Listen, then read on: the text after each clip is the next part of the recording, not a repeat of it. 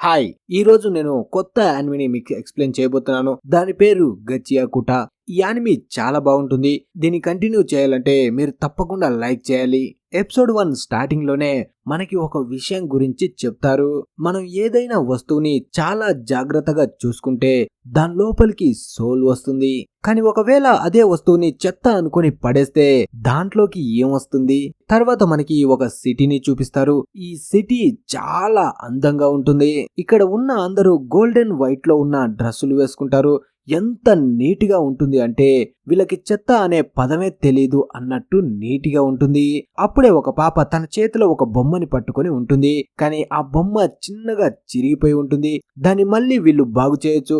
కాకపోతే వీళ్ళు బాగా బలిసిన వాళ్ళు కాబట్టి ఆ బొమ్మని విసిరేసి కొత్తది తీసుకోవాలి అనుకుంటారు. అందుకే ఆ బొమ్మని చెత్తలోకి విసిరేస్తారు. అప్పుడే మనకి ఇంకో విషయాన్ని కూడా చెప్తారు. మనుషులు ఏ వస్తువునైనా చెత్తగా మార్చగలరు. అది తర్వాత దేనికి పనికిరాదు అనుకుంటారు. వాళ్ళు పారేసిన ఆ చెత్త ఒక వ్యాన్ లోకి వెళ్తుంది. ఆ వ్యాన్ చెత్తని మొత్తం తీసుకొని వెళ్లి ఒక వేర్ హౌస్ లో అన్లోడ్ చేస్తుంది. అప్పుడే మనకి మాస్క్ వేసుకున్న ఒక కుర్రాడు కనిపిస్తాడు. తన పేరు రూడో దొంగతనంగా ఆ వేర్ హౌస్ లోపలికి వెళ్లి వాళ్ళు పారేసిన చెత్తలో దేన్నో వెతుకుతూ ఉంటాడు.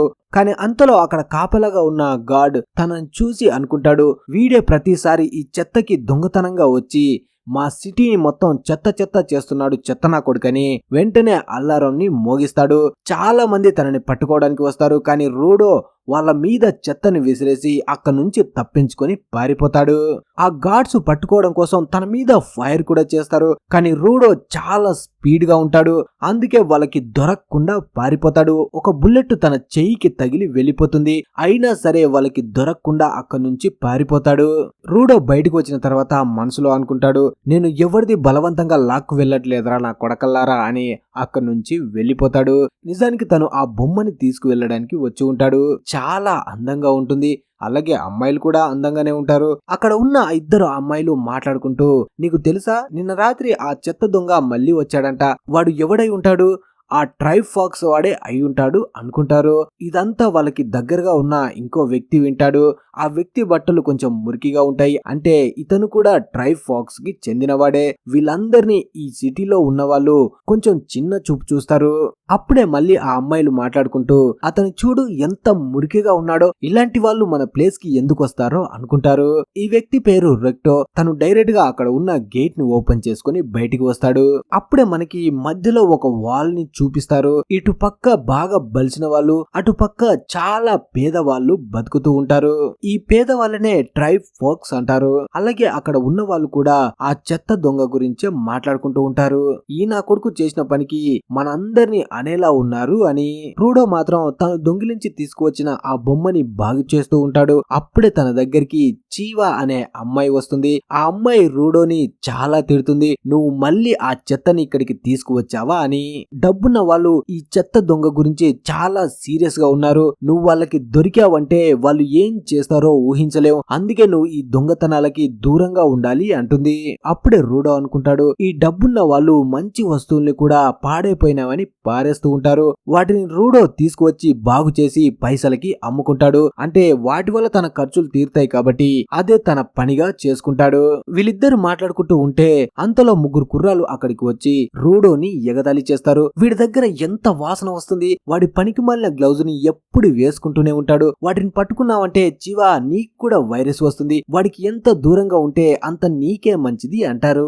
చీవా మాత్రం నాకు రూడీతో ఎలాంటి ప్రాబ్లం లేదు, మనమందరం ఒకే ప్లేస్ లో ఉంటున్నాం కాబట్టి మనమందరం ఒకటే అంటుంది. నిజానికి వీళ్ళు ఉన్న ప్లేస్ లో క్రిమినల్స్ ని బంధిస్తారు. వీళ్ళు ఇక్కడ ఉన్నారు అంటే వీళ్ళ వంశంలో ఎవరో ఒకరు క్రిమినల్స్ అయి ఉంటారు. అంటే వీళ్ళు క్రిమినల్స్ వారసులు అన్నమాట. క్రిమినల్ జీవితం నుంచి బయటికి రావాలంటే వీళ్ళు చాలా కష్టపడాల్సి ఉంటుంది. రూడో వాళ్ళ నాన్న మాత్రం మొత్తాన్ని నాశనం చేసి ఉంటాడు. తను చాలా మందిని చంపేసి ఉంటాడు. అందుకే ఇక్కడ ఉన్న అందరూ రూడోని చాలా నీచంగా చూస్తారు. ఈ కుర్రాలు ఆ విషయాన్ని ఆసరాగా తీసుకొని రూడోని చాలా మాటలు తిడతారు. దాంతో మనోడి కళ్ళు రెడ్ కలర్ లో మారతాయి. అంటే బ్లడ్ తో వాళ్ళని చంపేస్తాడు అన్న రకంగా చూస్తుంటాడు. దాంతో ఆ కుర్రాలు తన కళ్ళను చూసి భయపడి, ఈ నా కొడుకుని చూస్తుంటే వాడి అబ్బాయి గుర్తుకు వస్తున్నాడు, అబ్బాయి ఎలాగో ఉంటే కొడుకు అలాగే పుడతాడు, ఏదో ఒక రోజు ఈడు కూడా వాళ్ళ నాన్నలాగే పెద్ద క్రిమినల్ అవుతాడు అని అక్కడి నుంచి ఆ కుర్రాళ్ళు పారిపోతారు. ఆ మాటలు విని రూడో ఫీల్ అవుతాడు. చీవా మాత్రం తనకి ధైర్యం చెప్తుంది. నువ్వు మీ నాన్నలాగా కాదు, నువ్వు చాలా మంచివాడివి, నేను నిన్ను నమ్ముతున్నాను అంటుంది. అలా తను మాట్లాడుతుంటే మనోడు చాలా సిగ్గుపడతాడు. అంటే ఇంతవరకు ఎవరు తనని అలా పొగిడి ఉండరు. తన సిగ్గులోనే మనకి తెలుస్తుంది చీవా అంటే మనోడికి ఇష్టమని. అప్పుడే అక్కడ ఉన్న బొమ్మని చీవా చూడగానే తనకి బాగా నచ్చుతుంది. నిజానికి ఆ బొమ్మని రూడీ అమ్మడానికి తీసుకువచ్చి ఉండడు, చీవాకి గిఫ్ట్ ఇవ్వడానికి తీసుకువస్తాడు. ఆ బొమ్మ చాలా నచ్చడంతో చీవాకి ఇవ్వడానికి వెళ్తూ ఉంటే అంతలో చీవా వాళ్ళ అమ్మ వచ్చి తనని అక్కడి నుంచి తీసుకువెళ్తుంది. తర్వాత రూడో తన ఇంటి దగ్గరికి వస్తాడు. ఇక్కడే రెక్టో కూడా ఉంటాడు. రెక్టో తనతో కామెడీ చేస్తాడు. నిజానికి ఆ బొమ్మని నీవు చీవాకి ఇవ్వడానికి తీసుకువచ్చావు కదా అంటాడు. అంటే తను వాళ్ళు మాట్లాడుకునేది మొత్తం విని ఉంటాడు. నువ్వు ఇలా ఏక్లింగంగా తిరుగుతా ఉంటే ఆ అమ్మాయి కూడా నిన్ను పట్టించుకోదు, ముందుగా నువ్వు నీ ప్రేమని వ్యక్తపరచు అని రెక్టో చెప్తాడు. అలాగే ఇంకో విషయం కూడా అడుగుతాడు. నువ్వు రాత్రి దొంగతనం చేయడానికి వెళ్ళావా? అయినా నీకు అదేం కర్మ, మనం అంత దిగజారి ఏం బతుకుతలేమో, మన దగ్గర పైసలు ఉన్నాయి, అలాగే పైసల విషయానికి వస్తే సంపాదించడానికి నేనున్నాను కదా అంటాడు.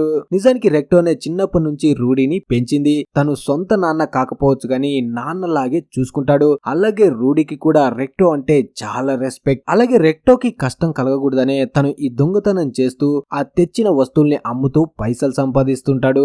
అప్పుడే రెక్టో రూడీకి అయిన గాయాన్ని చూస్తాడు. అప్పుడే తన గ్లౌజులు తీయమని చెప్పి తనకి బ్యాండేజ్ కడతాడు. నువ్వు ఇక నుంచి ఆ దొంగతనాలు చేయడం ఆపే అని చెప్తాడు. అప్పుడే మనం రూడో చేతులను చూస్తే తన చేతులు చాలా దరిద్రంగా ఉంటాయి. అందుకే తను అందరి ముందు చూపించుకోవడానికి సిగ్గుతో ఆ గ్లౌజుల్ని వేసుకుని తిరుగుతాడు. దీనికి మొత్తం కారణం వాళ్ళ నాన్ననే అని రూడో ఫీల్ అవుతాడు. అప్పుడే రెక్టో తనతో అంటాడు, ఏదైనా పెద్ద తప్పు చేసి వాళ్ళకి దొరికితే మరణశిక్ష విధిస్తారు. మరణశిక్ష విధించడం అంటే పై నుంచి కింది లోకానికి విసిరేస్తారు. కింది లోకానికి విసిరేస్తే మనం ఎప్పటికీ తిరిగి రాము. అంటే రూడో వాళ్ళ నాన్నని కూడా అక్కడికే విసిరేసి ఉంటారు. రూడోకి ఊహ తెలిసిన దగ్గర నుంచి తన చేతులు ఇలాగే ఉన్నాయి. అలాగే వాటి వల్ల చాలా పెయిన్ కూడా వచ్చేది. కానీ ఒక రోజు రెక్టో ఈ గ్లౌజుల్ని తీసుకువచ్చి ఇచ్చాడు. అప్పటి నుంచి కొంచెం పెయిన్ తగ్గింది. దీని వల్లే రెక్టో మీద తనకి చాలా గౌరవం. అప్పుడే రెక్టో మళ్ళీ తనతో కామెడీ చేస్తూ ఇక నీ కుళ్ళు జ్ఞాపకాల్ని వదిలేసి చీవాకి నీ ప్రేమ గురించి తొందరగా చెప్పేయని ఆ డాల్ ని ఇస్తాడు. వీళ్ళు లోపల మాట్లాడుకుంటూ ఉంటే ఇంటి బయట ఒక వ్యక్తి కనిపిస్తాడు. తను చూడ్డానికి విచిత్రంగా ఉంటాడు. తర్వాత మార్నింగ్ రూడీ ఆ బొమ్మని తీసుకొని చీవాని వెతుక్కుంటూ బయటికి వస్తాడు. ఆ బొమ్మని తనకి ఇచ్చి తన ప్రేమ గురించి చెప్పాలని. అప్పుడే తను పిట్ ని చూస్తాడు. పిట్ అంటే కింది లోకం అన్నమాట. ఇక్కడ ఉన్న వాళ్ళు మొత్తం చెత్తని ఆ కింది లోకంలోకే పడేస్తూ ఉంటారు. అలాగే ఎవరైనా తప్పు చేస్తే ఆ చెత్తతో పాటు కిందకి విసిరేస్తారు. ఈ పిట్ ఎంత పెద్దగా ఉంటుంది అంటే దాని అంతం ఎక్కడి వరకు ఉందో అనేది ఇప్పటి వరకు ఎవ్వరికి తెలీదు. ఎవరు కూడా కిందకి వెళ్ళిన వాళ్ళు తప్పించుకొని పై వరకు అస్సలు తిరిగి రాలేదు. ఈ రోజు కూడా ఒక వ్యక్తిని పిట్ లోకి విసిరేస్తారు. అలా రూడీ అదంతా చూస్తూ ఉన్నప్పుడే చీవా తన దగ్గరికి వస్తుంది. అప్పుడే చీవా అంటుంది, మనం ఉన్న ప్లేస్ ని ఈ పిట్ దగ్గరే ఎందుకు నిర్మించారో తెలుసా? దీన్ని చూసైనా సరే మనం భయపడతామని. రోజు ఎవరో ఒకరిని ఇందులోకి విసిరేస్తూ ఉంటారు. అది చూసి ఇంకా క్రైమ్స్ చేయకుండా ఉంటారని. నిన్ను చూస్తుంటే ఏదో ఒక రోజు నిన్ను కూడా అందులోకి విసిరేస్తారని భయంగా ఉంది. అందుకే నువ్వు ఈ చెత్త దొంగతనం చేయడం ఆపేయ్ అంటుంది. దానికి రూడో రాత్రే రెక్టో కూడా ఈ విషయం చెప్పాడు అంటాడు. అప్పుడు చీవా అంటే తను కూడా నిన్ను ఇష్టపడుతున్నాడు, నిన్ను ఇష్టపడ్డ వాళ్ళే నీ మంచిని కోరుకుంటారు, మేం చెప్పేది నువ్వు వినాలి అంటుంది. ఆ మాట వినగానే రూడో షాక్ అవుతాడు. తను కూడా అంటే చీవా కూడా తనని ఇష్టపడుతుందా అని తనని ఆశ్చర్యంగా చూస్తాడు. నిజానికి చీవా కూడా మనసులో మాటని బయటికి చెప్పేసి ఉంటుంది. తను కూడా రూడీని ఇష్టపడుతుంది అని. మనోడు మాత్రం చాలా సిగ్గుపడతాడు. అలాగే చీవాకి ఆ బొమ్మని ఇస్తూ ఈ బొమ్మని నీకోసమే తీసుకువచ్చాను, ఇది చెత్తనే, నీకు నచ్చకపోవచ్చు కానీ నీ దగ్గర ఉంచుకో అని తనకి ఇస్తాడు. అప్పుడు చీవా ఆ బొమ్మని తీసుకొని దీన్ని ఎప్పటికీ నా దగ్గరే పెట్టుకుంటాను అంటుంది. ఇక మనోడి ఆనందానికి అవధులే ఉండవు. వెంటనే ఈ విషయం రెక్టోకి చెప్పాలని పాట పాడుకుంటూ హుషారుగా అక్కడి నుంచి వస్తూ ఉంటే సడన్ గా అక్కడికి పోలీసులు వస్తారు. తనకి ఏమీ అర్థం కాదు, పోలీసులు ఇక్కడికి ఎందుకు వచ్చారు అని. వాళ్ళని అంతగా పట్టించుకోకుండా ఇంటి దగ్గరికి వస్తాడు. చీవా చెప్పిన విషయం గురించి రెక్టోకి చెప్తే తను చాలా హ్యాపీగా ఫీల్ అవుతాడని డోర్ ని ఓపెన్ చేయగానే ఎదురుగా ఉన్న సంఘటనను చూసి తను షాక్ అవుతాడు. ఒక గుర్తు తెలియని వ్యక్తి రెక్టో కడుపులో కత్తి దింపుతూ కనిపిస్తాడు. వెంటనే రూడీ తనని ఆపడానికి వెళ్తాడు. కానీ ఆ వ్యక్తి రూడోని చితక్కొట్టి అక్కడే కట్టేస్తాడు. ఆ వ్యక్తి వచ్చింది ఒక బుక్ కోసం. ఆ బుక్ తీసుకొని రూడోని ఏమీ చేయకుండా అక్కడి నుంచి వెళ్లిపోతాడు. కొంతసేపటికి రెక్టో వాయిస్ వినిపిస్తుంది. రూడీ తన దగ్గరికి వస్తే రెక్టో అంటాడు, నువ్వు వెంటనే ఇక్కడ నుంచి పారిపో, ఈ దరిద్రమైన ప్రపంచాన్ని నువ్వే మార్చాలి అని. అప్పుడే రెక్టో చనిపోతాడు. అంతలో అక్కడికి పోలీసులు వస్తారు. పోలీసులు వెంటనే రూడీని అరెస్ట్ చేసి తీసుకువెళ్తారు. వాళ్ళు అనుకునేది ఏంటంటే రెక్టోని రూడీయే చంపాడు అనుకుంటారు. తను ఎంత చెప్తున్నా సరే ఒక్క మాట కూడా వినకుండా తనని అక్కడి నుంచి తీసుకొని వెళ్తారు. చుట్టుపక్కల ఉన్న వాళ్ళకి కూడా ఈ విషయం తెలుస్తుంది. వాళ్ళ నాన్నలాగా వీడు కూడా ఒక హంతకుడే అని అందరూ మాట్లాడుకుంటారు. కొంతసేపటి తర్వాత రూడీని పిట్ దగ్గరికి తీసుకువెళ్తారు. అక్కడ ఉన్న అందరూ ఇది చూడడానికి వస్తారు. అక్కడ ఉన్న వాళ్ళు రూడీని తిడుతూ, నువ్వు చేసింది చెత్త దొంగతనమే కావచ్చు, కానీ ఇప్పుడు నువ్వు ఒక హంతకుడివి, ఒకరిని చంపావు. నువ్వు చంపింది మామూలు మనిషినే కావచ్చు, కానీ ఎవరిని చంపినా సరే శిక్ష తప్పదు. తర్వాత చేసే వాళ్ళకి ఇది గుణపాఠంగా ఉండాలి అని తనని ఆ పిట్ లోపలికి విసిరేస్తారు.